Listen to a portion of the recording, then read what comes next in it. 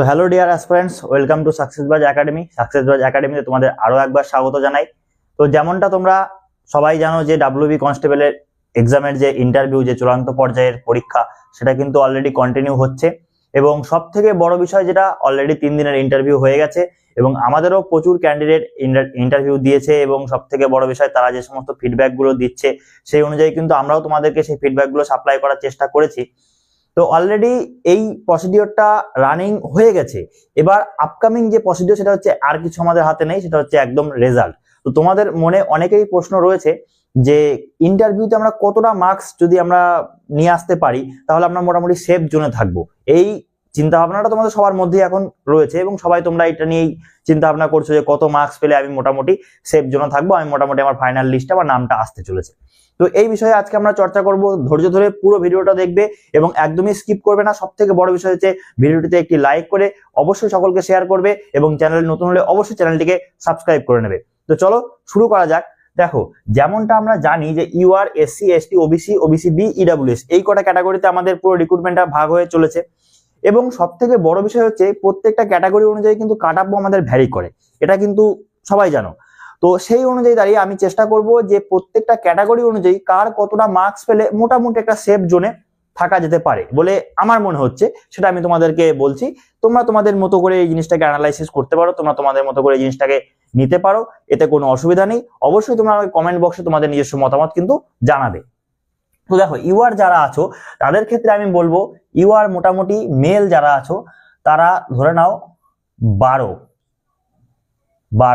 বা 12+, এই যে মার্কসটা এরা যদি যে পাবে, বা ধরে নাও আপ টু 11-12 যে মার্কসটা বলো না কেন, সেটা যে পাবে সে কিন্তু একদম সেফ জোনে রয়েছে। UR male 12। আচ্ছা, এসসি কত হতে পারে? এসসি ধরে নাও তুমি মোটামুটি এসসি 10+, এই মার্কসটা যে পাবে সে কিন্তু মোটামুটি ইন্টারভিউ বোর্ড থেকে ফাইনাল প্যানেলের দিকে সিকিউর করে ফেলবে, এটুকু আমরা বলতে পারি।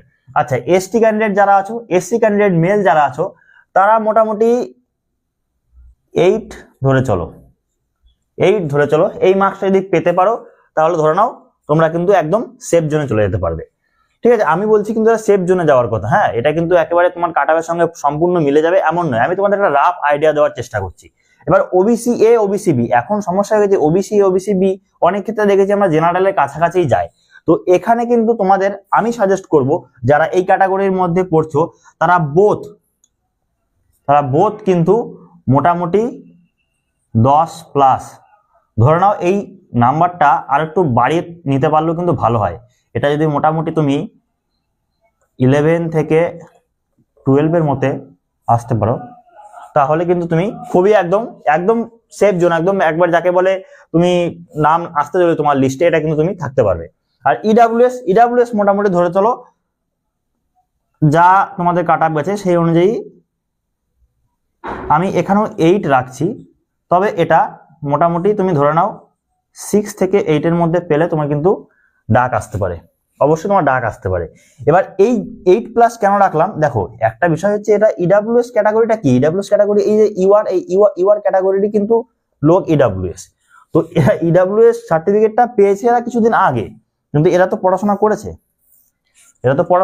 যতই কাট অফ 12 যাক না কেন এরা তো পড়াশোনা করেছে। মেয়েদের ক্ষেত্রে 12 কাট অফ গেছে ইডব্লিউএস আমি দেখেছি। যতই হোক পড়াশোনা তো এরা করে, এবং সব থেকে বড় বিষয় হচ্ছে পড়াশোনা কম বেশি সবাই করে। এখন পড়াশোনা না করে চাকরি পাচ্ছে এরকম কেউ নেই, যারা একমাত্র দুর্নীতি করে তাদের বাদ দিয়ে। তো সেখান থেকে দাঁড়িয়ে কিন্তু এখানে কাট অফটা একটু ঠিকই আছে, মোটামুটি 6 থেকে 8 মোটামুটি তুমি ধরে রাখতে পারো। আচ্ছা, আর একটা বিষয়, এবার হচ্ছে আমরা আসছি ফিমেলের দিকে। তো ফিমেল যারা আছে তাদেরকে কি করতে হবে? দেখো, সবাই জানো যে ফিমেলদের কিন্তু পাসের হারটা কিন্তু অনেকটা কম এবং ফিমেলরা কিন্তু অনেক কম হারে পাস করছে। তো সেই জায়গা থেকে দাঁড়িয়ে কিন্তু ফিমেলদের কাট অফটা খুব বেশি যাওয়ার কথা নয়, আমার যেটুকু মতামত বা আমার যেটুকু অ্যানালাইসিস, সেখানে কিন্তু বেশি কাট অফ যাওয়ার কথা নয়। তো সেখানে আমরা ইউআর যারা আছো তারা মোটামুটি ধরো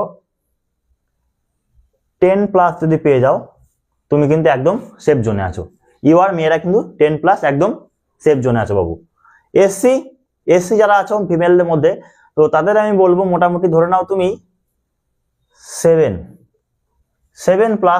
একদম সেফ জোনে, আমার মনে হয় 7+ কিন্তু একদম সেফ জোনে। এসটি ক্যাটাগরি যারা আছো তারা মোটামুটি 6 to 7 ধরে চলতে পারো, 6 to 7 এই যে জোনটা, এটা কিন্তু মোটামুটি সেফ জোনের মধ্যে চলে যাবে তোমরাও।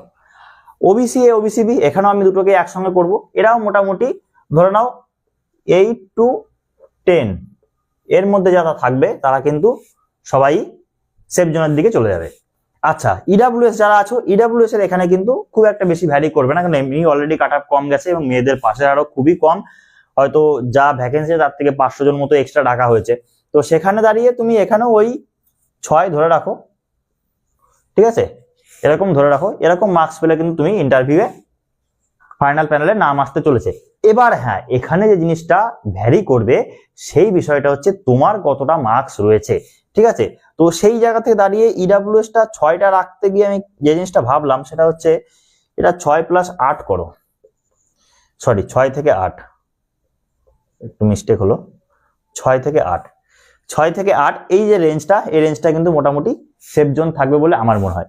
কেন বলছি দেখো, এই ইডাব্লিউএস ক্যাটাগরি যতই হোক না কেন, যতই কম পাস করাক, ইন্টারভিউ তো সবাই কম বেশি ভালো দেবে না, তো এই অনুযায়ী কিন্তু দেখতে গেলে আমাদের এটা কিন্তু এই রেঞ্জের মধ্যে থাকতে হবে। তো যাই হোক, এটা কিন্তু কাট আপ নয়, এটা কিন্তু মোটামুটি তোমার কাছে ইন্টারভিউ এর সেফ স্কোর, ঠিক আছে, এটা কিন্তু সেফ স্কোর, এটা কিন্তু কখনোই কাট আপের কথা বলছি না।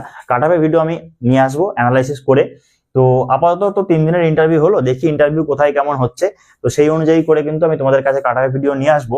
আশা করছি যতটা পারা যায়, যতটা স্ট্যাট অনুযায়ী আমি যতটা ইনফরমেশন পাবো সেই অনুযায়ী তোমাদের কাছে অথেন্টিক জিনিসটাই দেওয়ার চেষ্টা করব। তবে এই যে বোর্ডে তোমরা যেটা দেখতে পাচ্ছ, এই টার্গেট তোমরা মোটামুটি নিয়ে চলতে পারো।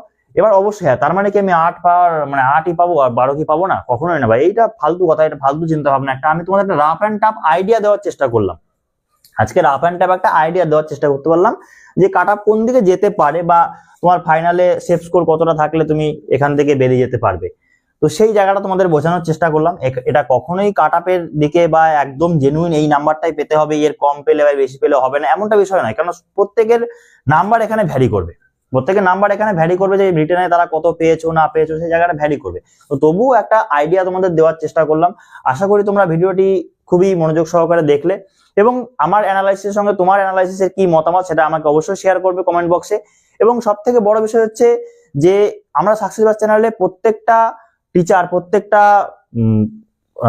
যে ফ্যাকাল্টি আছে তারা কিন্তু তোমাদেরকে যথেষ্ট বেস্ট গাইড প্রোভাইড করার চেষ্টা করছে।